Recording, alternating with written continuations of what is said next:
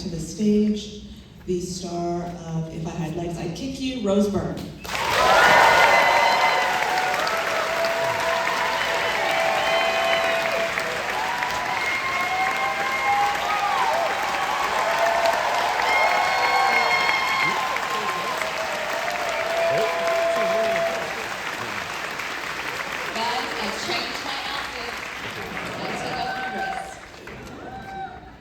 Serious. You spoke in the intro about how, although this is not explicitly autobiographical, it's based on something, an experience that Mary went through herself.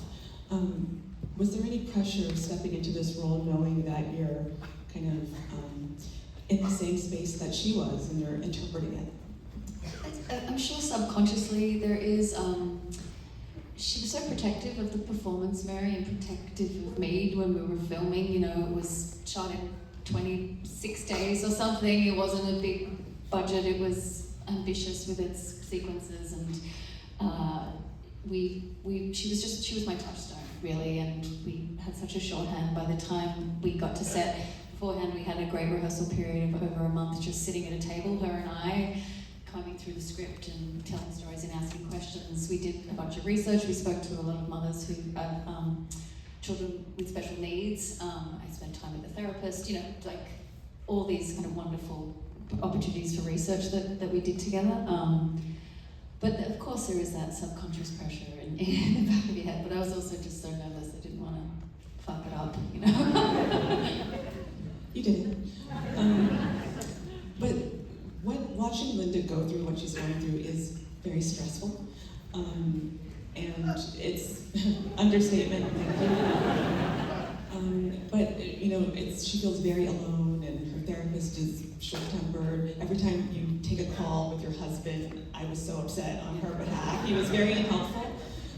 Was it a grueling shoot to kind of put yourself in that space constantly? Honestly, my adrenaline was so high doing the shoot. I was just operating at 1,000%. That I think afterward I felt the crash and felt a sense of loss or grief in a way for the experience and for the gift of this character and working with Mary. But at the time, my adrenaline it was almost like doing a play. I was just going so fast, and there was so much to do every day.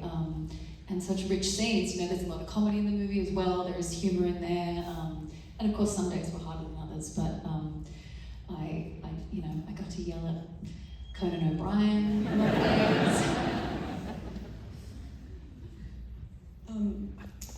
This film is very intimate and closely observed in the sense that the camera is right in Linda's face and almost aligning with her completely. How was that experience to act with the camera that close, and how did Mary explain that vision to you? On the first day, the first scene I shot is actually the first scene in the film where they're talking to Dr. Spring in therapy, and she's having a disagreement about what they think should be the next steps, and the camera got closer and closer and closer. And I looked at Mary and I said, "Is it going to be this close all the time?" And she was like, and then I never asked again, and I guess it's that power of sort of disassociating and also being hyper aware of the technical aspect of your performance. But I too, as a viewer, when I saw the film, really had the full realization and beautiful sort of experience of the cinematic language of what Mary was doing, the story she's telling, and this film is purely from Linda's perspective, and a lot of it you're not sure if it's real or not. You know, what is actually happening and what's not happening, and I didn't appreciate that fully until I saw it. Yeah. It makes it much more immersive because even the sound aspect of it, backstage, it was rattling everything, and the flowers were shaking. So you can't escape. So I'm going to turn it over to the audience. I'm sure you have questions.